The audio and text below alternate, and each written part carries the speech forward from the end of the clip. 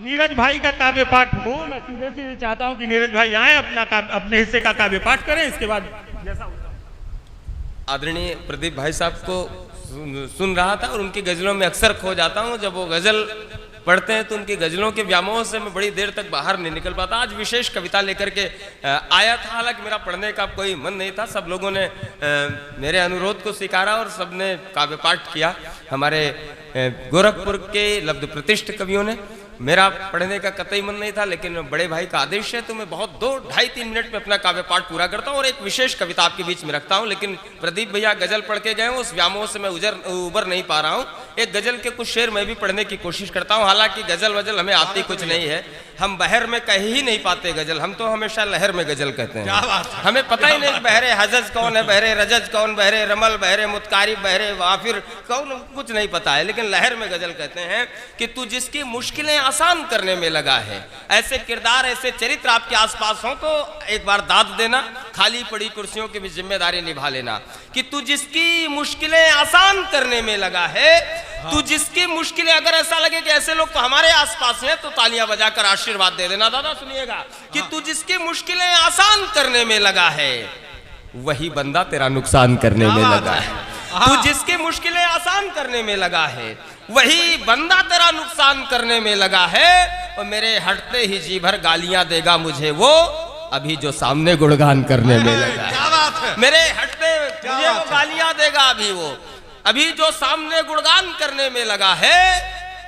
मरेगी आज फिर बेमौत शायद कोई मछली, वो देखो एक बगुला ध्यान करने में लगा। क्या बात है, क्या बात। मरेगी आज फिर बेमौत शायद कोई मछली, वो देखो एक बगुला ध्यान करने में लगा है।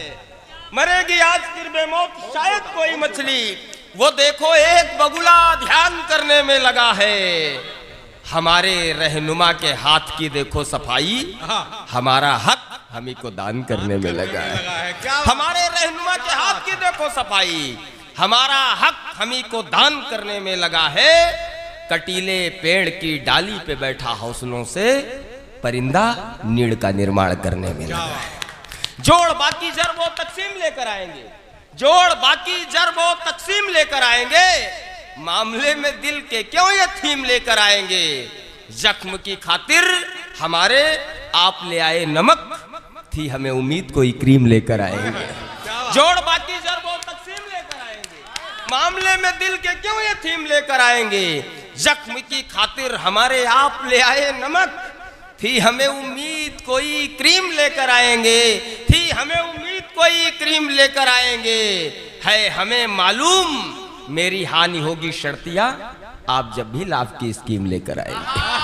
है हमें मालूम मेरी हानि होगी शर्तिया, आप जब भी लाभ की स्कीम लेकर आएंगे। और रजनीश जैसे सकारात्मक सोच के नवयुवकों के लिए एक शेर पढ़ता हूं कि आप जब भी लाभ की स्कीम लेकर आएंगे, नींद को जो दूर कर दे और मंजिल पास में, जागती आंखों में ऐसे ड्रीम लेकर आएंगे। नींद को जो दूर कर दे और मंजिल पास में, जागती आंखों में ऐसे ड्रीम लेकर आएंगे। युद्ध के मैदान में 100 कौरवों को जीतने 5 लड़कों की कन्हैया टीम लेकर आएंगे। युद्ध के मैदान में 100 कौरवों को जीतने 5 लड़कों की कन्हैया टीम लेकर आएंगे। एक विशेष कविता 2-2.5 मिनट की है। आजकल मैं हर मंच पर उसे पढ़ता हूँ, कोशिश करता हूँ उस पात्र को स्थापित करने की। और सच मानिए उस पात्र के विषय में, उस महान चरित्र के, उस बड़े किरदार के विषय में महीने 2-3 महीने पहले मुझे भी अनुज नहीं पता था। नेताजी सुभाष चंद्र बोस का नाम सब जानते हैं, लेकिन एक बार नेताजी सुभाष चंद्र बोस के प्राणों पर संकट आया तो जिस नारी शक्ति ने, जिस महिला ने अपने मुंह बोले भाई की रक्षा के लिए अपने पति की हत्या कर दी, उस देशभक्त क्रांतिकारी का नाम है नीरा नागिन। उस पर एक कविता लेकर के आया हूं नई पीढ़ी के लिए कि भारत की आजादी के संघर्ष बहुत शीघ्रता से 2-2.5 मिनट और दे दीजिएगा मन से। और जो मैं कभी जिस पात्र को स्थापित करने की कोशिश में लगा हूं इन दिनों, गोरखपुर में नहीं पढ़ूंगा तो मेरा अन्य जगह पढ़ना निरर्थक है। बहुत शीघ्रता से कि भारत की आजादी के संघर्षों का एक अहम हिस्सा, लेकिन गुमनामी के अंधियारों में खोया है जो किस्सा, वह किस्सा जिसको सुनकर रोम रोम पुलकित हो जाएगा। आंखों से आंसू छलकेंगे, मन स्पंदित हो जाएगा। जो किस्सा अप्रतिम अपने में रणचंडी की अवतारी का, वह पावन सच्चा किस्सा भारत की एक बहादुर नारी का, वह सच्चा किस्सा है भारत की एक बहादुर नारी का। संपूर्ण महाकाव्य तुल्य पावन प्रेरक जीवन जिनका, कविता में आज सुनाता हूं मैं किस्सा नीरा नागिन का। क्या बात। कौन थी नीरा नागिन? वह नीरा नेताजी सुभाष बाबू की मुंह बोली बहना 26 जुलाई 1998 तक इस देश में वो जीवित रही और गुमनामी के अंधियारे में एक लावारिस की तरह उनकी मृत्यु हुई। एक लावारिस की तरह उनकी लाश मिली है उस्मानिया हॉस्पिटल में हैदराबाद के। जीवन के अंतिम समय में फूल बेचकर हैदराबाद की गुमनाम गलियों में वो गुजारा करती थी। इतना बड़ा त्याग इस देश के लिए उन्होंने दिया। सरकारों को, तमाम सरकारें आई गई, लेकिन किसी को यह खबर, उनको सुध लेने की खबर समय फुर्सत नहीं मिली। तब निवेदन करता हूं कि वह नीरा नेताजी सुभाष बाबू की मुंह बोली बहना, वह नीरा भगत सिंह की प्यारी छुटकी उसका क्या कहना, वह नीरा नेताजी सुभाष बाबू की मुंह बोली बहना, वह नीरा भगत सिंह की प्यारी छुटकी उसका क्या कहना, वह नीरा दुर्गा भाभी की लाडली सखी प्यारा गहना, वह नीरा जिसने बचपन में ही चोला वासंती पहना, वह नीरा जिसमें थी लक्ष्मीबाई झलकारी चेनम्मा, जिसके मुरीद आदर से अब भी उसे बुलाते पेदम्मा। इतिहास बड़ा रोमांचक है नारी रूपी उस बाघिन का, कविता में आज सुनाता हूं मैं किस्सा नीरा नागिन का। नीरा का पति जयरंजन सरकारी जासूस था, अंग्रेजों का जासूस था और नेताजी की जासूसी करता था। नेताजी की हत्या की सुपारी ले रखी थी, लेकिन देखिए विधि का विधान कि एक तरफ देशभक्त एक तरफ देशद्रोही, कि वह नीरा जयरंजन दोनों का दाम्पत्य नियति का अजब खेल प्रतिकूल विचारों का जैसे था विधि सम्मत बेमेल मेल। नीरा का पति जयरंजन जो सीआईडी अधिकारी था, तन मन से गोरी सत्ता की करता झंडा बरदारी था, मन में धन की लोलुपता वतन खिलाफी उसकी फितरत थी, युग नायक नेताजी सुभाष से उसकी घोर अदावत थी। जीवन में सांप छछूंदर वाला खेल निरंतर जारी था। नेताजी की हत्या की जयरंजन ले चुका सुपारी था, पर ईश्वर साथ रहे तो आंधी नहीं हिला पाती तिनका। कविता में आज सुनाता हूं मैं किस्सा नीरा नागिन का।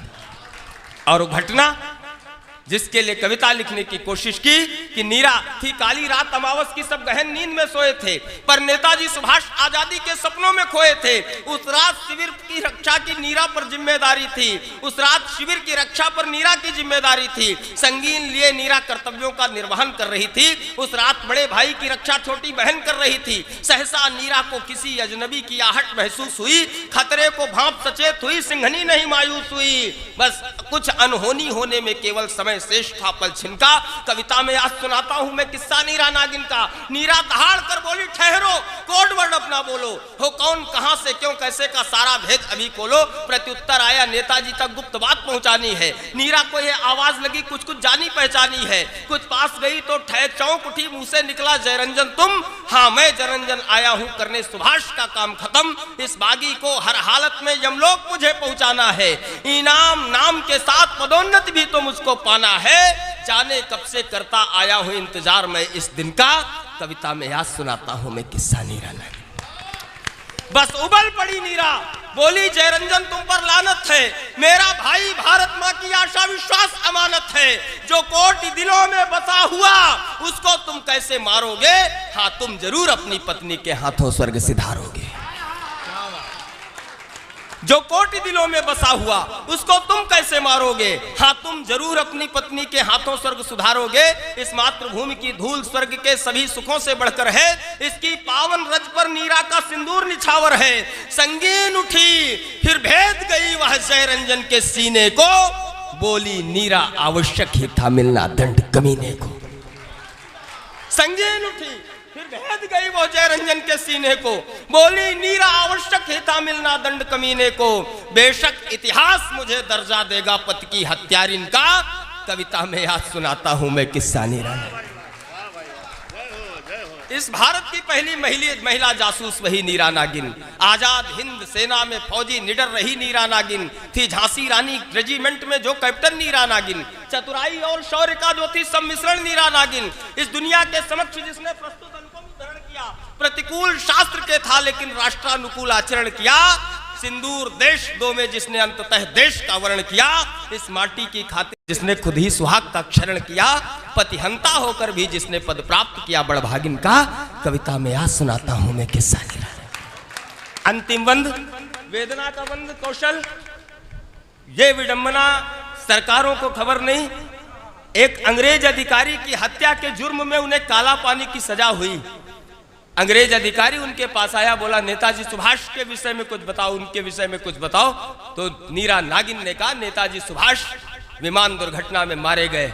अंग्रेजों को शंका हुई, उन्होंने कहा नहीं तुम्हें सही सही पता है नेताजी कहाँ हैं। नीरा ने जवाब दिया मुझे सही पता है नेताजी कहाँ हैं। अंग्रेजों ने कहा बताओ नेताजी कहाँ हैं। उसने कहा नेताजी हमारे दिल में हैं। उसके साथ जो बर्बरता क्रूर अंग्रेजों ने, नापाक अंग्रेजों ने की, नालायक अंग्रेजों ने की, बोले अगर तुम्हारे दिल में नेताजी हैं तो तुम्हारा दिल ही निकाल लेते हैं। लुहार को बुलाया, उसके स्तनों को काटने की जुर्रत भी काला पानी की सजा के दौरान हुई। उसके बाद देश आजाद हुआ आई, लेकिन गुमनामी का जीवन जीकर मर गई। तब वंद वेदना का अंतिम वंद निवेदन करता हूं इस कविता का कि वह नीरा मीरा के समान भारत माता की दीवानी, काला पानी की सजा सही पर हार नहीं किंचित मानी, सहकर गोरों की बर्बरता भी डिगी नहीं वह चट्टानी, पर विडंबना आजाद देश में नहीं गई वह पहचानी। अपनों के अन्यायों का पाया गरल रही पीती नीरा, आजादी की गुमनामी के तहखानों के भीतर घुट घुट जीती नीरा।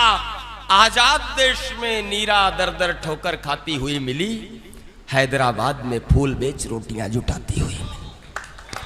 आजाद देश में नीरा दर दर ठोकर खाती हुई मिली, हैदराबाद में फूल बेच रोटियां जुटाती हुई मिली। पूजित होना था जिसे मर गई, जीवन जीकर मालिन का, कविता में आज सुनाता हूँ एक किस्सा। बहुत बहुत प्रणाम, बहुत बहुत आभार, बहुत बहुत अभिनंदन। कुछ इधर कट गया, कुछ उधर कट गया, रास्ता तो कठिन था मगर कट गया। मुझ में साहस नहीं था कि मैं चल सकूं, तेरी चाहत में सारा सफर कट गया। ये यात्रा यहाँ तक आई है। हमारे बीच में अमर उजाला के प्रखर पत्रकार और छायाकार राजेश जी की उपस्थिति हुए है। मैं कवियों की ओर से, आयोजक मंडल की ओर से और सभी श्रोताओं की ओर से पत्रकारिता के उस प्रखर स्तंभ का बहुत बहुत स्वागत, वंदन और अभिनंदन करता हूँ। किसी ने सच कहा कि खुशबू जिंदा है तो समझो कि चमन जिंदा है, फूल को चाहने वालों का चमन चलन जिंदा है। वक्त की सांस भी थम जाए मगर हाथों में कलम जिंदा है तो समझो कि वतन जिंदा है। अपनी प्रखर पत्रकारिता के माध्यम से हमारे जो भी पत्रकार बंधु जनमानस की भावनाओं को उद्दीपित करते हैं, उनका सबका बहुत बहुत अभिनंदन।